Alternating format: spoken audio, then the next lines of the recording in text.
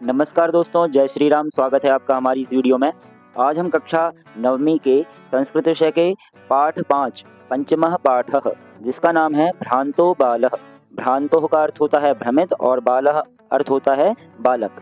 तो भ्रमित बालक। प्रस्तुतोऽयं पाठः संस्कृत प्रौढ़ पाठावली इति कथा ग्रंथात् संपादनं कृत्वा संग्रहितो अस्ति। अर्थात प्रस्तुत पाठ संस्कृत प्रौढ़ पाठावली नामक ग्रंथ से लिया गया है। इस ग्रंथ में अस्यां कथायां एकः तादृशः बालः चित्रो अस्ति यस्य रुचि स्वाध्यायनापेक्षया क्रीडने अधिका भवति। इस कथा में एक ऐसे बालक का चित्रण किया गया है जिसका मन अध्ययन की अपेक्षा खेलने में अधिक लगा रहता है। जो कि हर बच्चे की रुचि होती है, पढ़ाई लिखाई से अधिक वह खेलने में रुचि रखता है। तो सा एकदा क्रीडनार्थम एव अभिलषति, परश्च तस्य सखायः स्वकर्मणि संलग्ना भवन्ति। अर्थात वह हमेशा खेलना ही चाहता है, परंतु उसके मित्र अपने अपने कार्यों में लगे रहते। अस्मात् कारणात् ते अनेन सह न क्रीडन्ति, इस कारण से वे इसके साथ नहीं खेलते हैं। अतः एकाकी सह नैराश्यं प्राप्य विचिन्तयति यत् सह एव रिक्तः सन् इतस्ततः भ्रमति। अर्थात इसलिए एक बार वह निराश होकर सोचता है कि वह ही खाली इधर उधर घूमता है। कालांतरे बोधो भवति यत् सर्वेपि स्वस्वकार्यं कुर्वन्तः सन्ति, अतो मयापि तदेव कर्तव्यम्, येन मम कालः सार्थकः स्यात्। कुछ समय पश्चात उसको ज्ञात होता है कि सभी अपने अपने कार्य करते रहते हैं, अतः मैं भी वैसा ही कार्य करता हूँ जिससे मेरा समय सार्थक हो। तो इस पाठ में अगर मैं सीधे शब्दों में कहूँ तो एक ऐसे बालक की कहानी है जो कि विद्यालय न जाकर के जिसकी रुचि खेलने में अधिक होती है और वह अपने मित्रों के साथ में खेलना चाहता है, परंतु उसके मित्र जो है वह अपने अपने कार्य करने में लगे रहते हैं। और कुछ समय पश्चात उसे यह ज्ञात होता है कि मुझे भी अपना काम करना चाहिए, अपने समय को व्यर्थ नहीं गंवाना चाहिए। तो आइए पाठ प्रारंभ करते हैं। भ्रांतः कश्चन बालः पाठशालागमनवेलायां क्रीडितुम् आगच्छ। अर्थात भटकता हुआ कोई बालक अर्थात लड़का विद्यालय जाने के समय खेलने के लिए गया।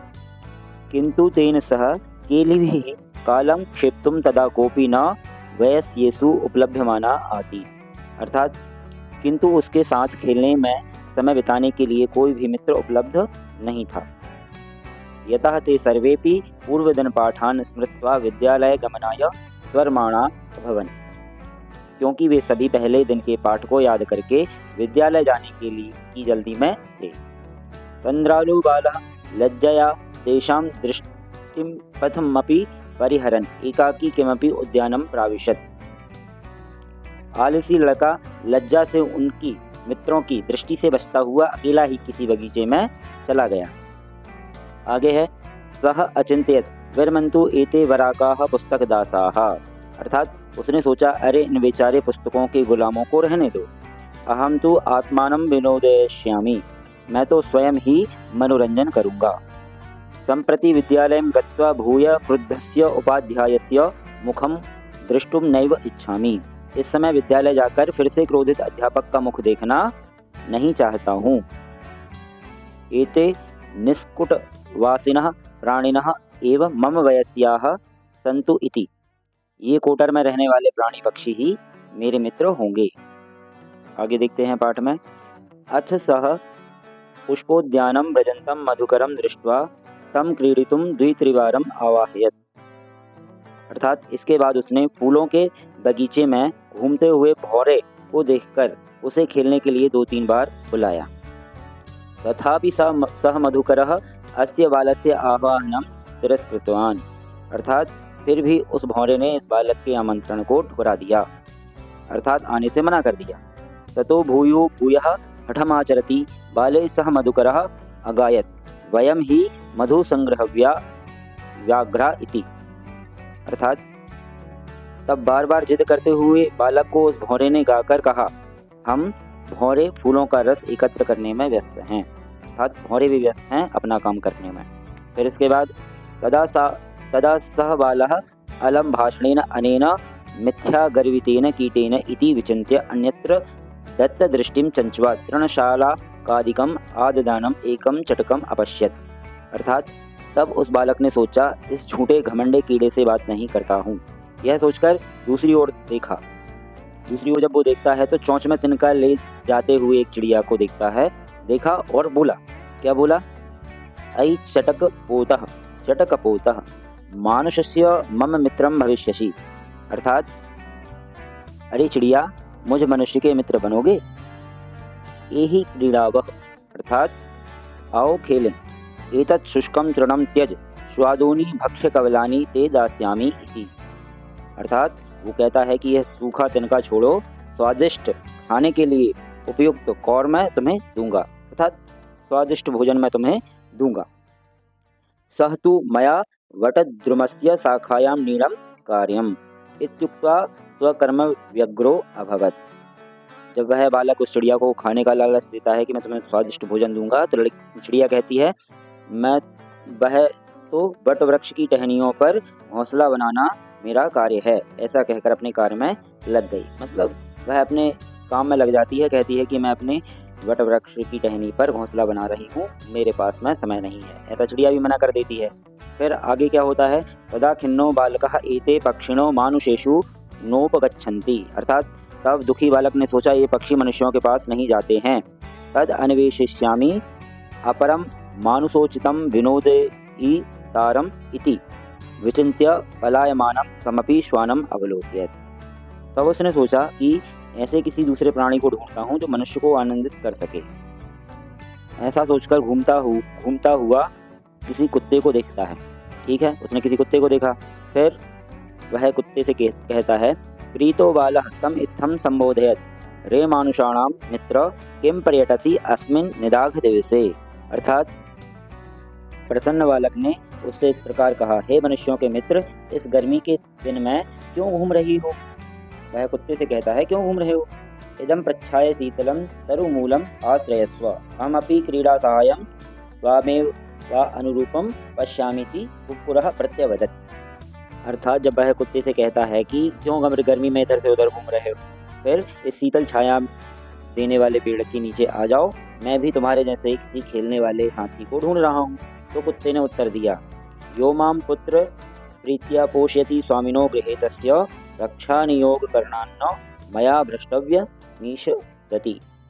अर्थात जो मुझे पुत्र की तरह प्रेम करता है, उस स्वामी के घर की रक्षा करने में लगा हुआ हूँ और मुझे थोड़ा सा भी नहीं हटना चाहिए और मुझे जरा सी भी असावधानी नहीं करनी चाहिए। ऐसा वह कहता है। फिर इसके बाद सर्वे एवं निषिद्धः सह बालो भग्न मनोरथः सन। सभी के द्वारा इस प्रकार मना करने पर उस बालक ने निराश होकर सोचा, जगति प्रत्येकम स्व स्व कार्ये निमग्नो भवति। किसी प्रकार इस संसार में प्रत्येक प्राणी अपने अपने कार्य में लगा हुआ है। न कोपी मामिव वृथा कालक्षेपम सहते। कोई भी मेरी तरह व्यर्थ में समय नहीं बिताता। नम एतेभ्यः, इन सबको नमस्कार है। यही ही मे तंद्रालुतायाम कुत्सा समापादिता। अर्थात जिन्होंने मुझे आलस्य के प्रति घृणा भाव उत्पन्न किया। अथ सोचितम अहमपि करोमि। इसके बाद अपने लिए उचित कोई कार्य मैं भी करता हूँ। इति विचार्य त्वरितं पाठशालाम अगच्छत्। ऐसा सोचकर वह तुरंत ही विद्यालय चला गया। ततः प्रवृत्तिं सह विद्या व्यसनी भूत्वा महतीं वैदुषीं प्रथां संपदम च अलभत। तब से लेकर वह बालक विद्या में रत रहने वाला होकर महान विद्यावत प्रसिद्धि और धन संपत्ति को प्राप्त हुआ। अर्थात इसके बाद उस बालक ने विद्या प्राप्त करके महान विद्वान धन संपत्ति प्राप्त की। तो इसी के साथ में ये पाठ हमारा समाप्त होता है। अब हम इस पाठ का अभ्यास कार्य करेंगे। तो आइए अब इस पाठ का अभ्यास कार्य करते हैं। पहला वाला प्रश्न है, एक पदेन उत्तरम लिखत। एक शब्द में उत्तर दीजिए। पहला वाला प्रश्न है इसका, कह तंद्रालु भवति। कौन आलसी है? तो उत्तर होगा इसका बालक, बालः अर्थात बालक। दूसरा वाला प्रश्न है, बालकः कुत्र व्रजंतम मधुकरम अपश्यत। इसका उत्तर हो जाएगा पुष्पोद्यानम। अगला प्रश्न है, के मधु संग्रह व्यग्रा अभवन। तो उत्तर होगा इसका मधुकराः। अगला प्रश्न है, चटकः कया तृणशाला कादिकम आददाति। तो तो उत्तर होगा चंचवा। अगला प्रश्न है चटकः कस्य शाखायां नीडं रचयति वटद्रुमस्य, उत्तर होगा इसका वटद्रुमस्य। अगला वाला प्रश्न है बालकः कीदृशं श्वानं पश्यति, उत्तर होगा पलायमानम्। अगला प्रश्न है श्वानं कीदृशे दिवसे पर्यटसि, उत्तर होगा निदाघ दिवसे। इसके बाद अगला वाला प्रश्न देखेंगे अधोलिखित प्रश्नानाम् उत्तराणि संस्कृत भाषया लिखत। तो इसका पहला प्रश्न है बालः कदा क्रीडितुम् आगच्छत्, तो उत्तर होगा बालः पाठशाला गमनवेलायां क्रीडितुम् आगच्छत्। अगला प्रश्न है बालस्य मित्राणि किमर्थं त्वरमाणा अभवन्, तो उत्तर होगा इसका बालस्य मित्राणि पूर्वदिनपाठान् स्मृत्वा विद्यालयगमनाय त्वरमाणा अभवन्। अगला प्रश्न है मधुकरः बालस्य आवाहनं केन कारणेन तिरस्कृतवान्, तो इसका उत्तर होगा मधुकरः मधुसंग्रहव्यग्रो आसीत् अतः सः बालकस्य आवाहनं तिरस्कृतवान्। अगला प्रश्न है इसका बालकः कीदृशं चटकम् अपश्यत्, तो उत्तर होगा बालकः चञ्च्वा तृणशालाकादिकम् आददानं चटकम् अपश्यत्। अगला वाला प्रश्न है इसी का बालकः चटकाय क्रीडनार्थं कीदृशं लोभं दत्तवान्, तो उत्तर होगा बालकः चटकाय क्रीडनार्थं लोभं दत्तवान् यत् एतत् शुष्कं तृणं त्यज अहं ते स्वादूनि भक्ष्यकवलानि दास्यामि।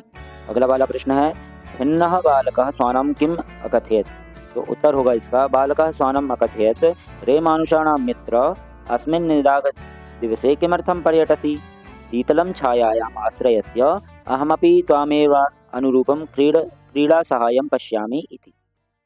इसके बाद अगला वाला प्रश्न है भग्नमनोरथः बालः किम् अचिन्तयत्, तो उत्तर हो जाएगा इसका भग्नमनोरथः बालः अचिन्तयत् यत् अस्मिन् जगति प्रत्येकं स्वस्वकार्ये निमग्नो भवति न कोऽपि मामेव वृथां कालक्षेपं सहते अथ सोचितम् अहमपि करोमि। इसके बाद अगला वाला प्रश्न देखेंगे। तीसरे प्रश्न में कहा गया है निम्नलिखितस्य श्लोकस्य भावार्थं हिंदी भाषया आंग्ल भाषया वा लिखत। निम्नलिखित जो शब्द श्लोक दिया गया है इसका हिंदी या अंग्रेजी भाषा में अनुवाद लिखिए, भावार्थ लिखिए। तो पहला वाला प्रश्न श्लोक है यो मां पुत्र प्रीत्या पोषयति स्वामिनो गृहे तस्य रक्षा नियोग करना न मया भ्रष्टव्यमीषदति।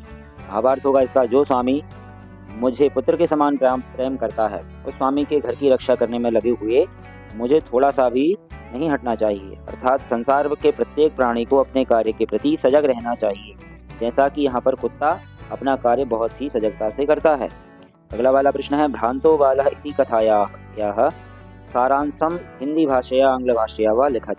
हिंदी या आंग्ल भाषा में अंग्रेजी में इस कथा का सारांश लिखना है। सारांश इस प्रकार से हो सकता है कि भ्रांतो बालः कथा में एक ऐसे बालक का वर्णन है जो अपनी रुचि अपने जरूरी कार्य विद्यालय छोड़कर खेल कूद में व्यस्त रहता है, जबकि संसार के दूसरे प्राणी अपने अपने कार्य में लगे रहते हैं। वह खेलने के लिए अपने मित्रों पशु पक्षियों आदि को बुलाता है, परंतु कोई भी उसके साथ खेलने को तैयार नहीं रहता। इस कारण वह निराश होकर सोचता है कि सभी अपने अपने कार्यों में लगे हुए हैं और मैं व्यर्थ ही अपना समय व्यतीत